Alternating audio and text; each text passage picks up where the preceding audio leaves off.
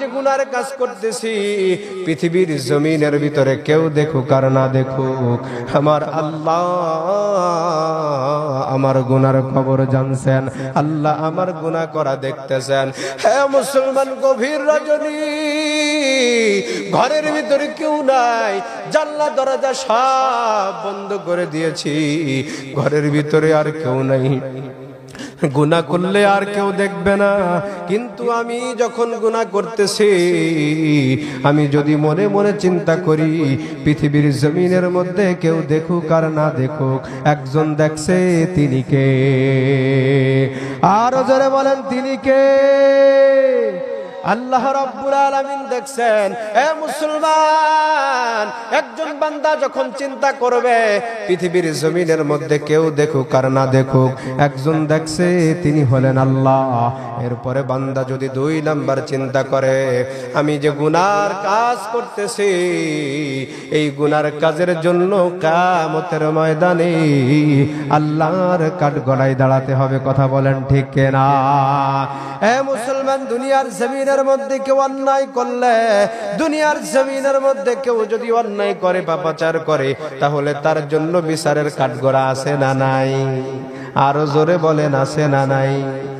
দুনিয়ার মধ্যে কেউ অন্যায় করলে তার জন্য বিচারের কাঠগড়া আছে। ঠিক তেমনি ভাবে যখন কোন বান্দা গুনাহের কাজ করবে, আল্লাহর দরবারে, আল্লাহর কাছে কিয়ামতের ময়দানে তাকে আল্লাহর কাঠগড়ায় দাঁড়াতে হবে। কথা বলেন ঠিক কিনা?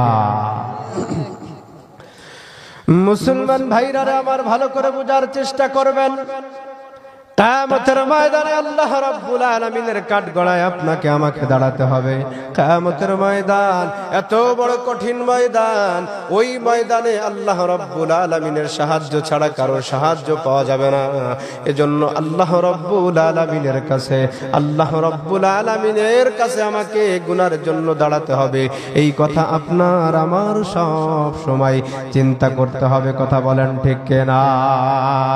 3 নাম্বার বান্দা, আল্লাহ রাব্বুল আলামিন, আমি যেই কাজ করি, আমি যদি গুনার কাজ করি সেই কাজেও ফেরেশতারা লেখে, আমি যদি সওয়াবের কাজ করি এটাও ফেরেশতারা লেখে।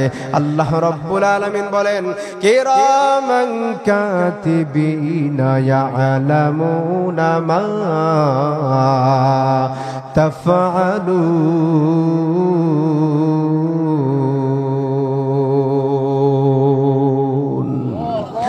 মুসলমান ভাইরা আমার, আল্লাহ রাব্বুল আলামিন বলেন, এ মুসলমান, আমি কি কাজ করি, যা কিছু করি সব কিছু আমার ক্যামেরা করার জন্য 2 জন ফেরেশতা আছে, একজন ডান পাশে, একজন বাম পাশে। কিরামান কাতিবিন, এই 2 জন ফেরেশতা, একজন ডান পাশের ফেরেশতা আমার নেকির কাজগুলো লিখতে আছে, আর একজন বাম পাশের ফেরেশতা আমার সমস্ত প্রকার বদ আমলগুলো লিখতে থাকে। কথা বলেন ঠিক কিনা?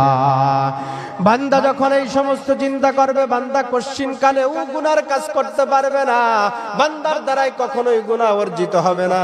গুনাহ থেকে বেঁচে থাকার এর চাইতে বড় মাধ্যম আমার মনে হয় আর হতে পারে না।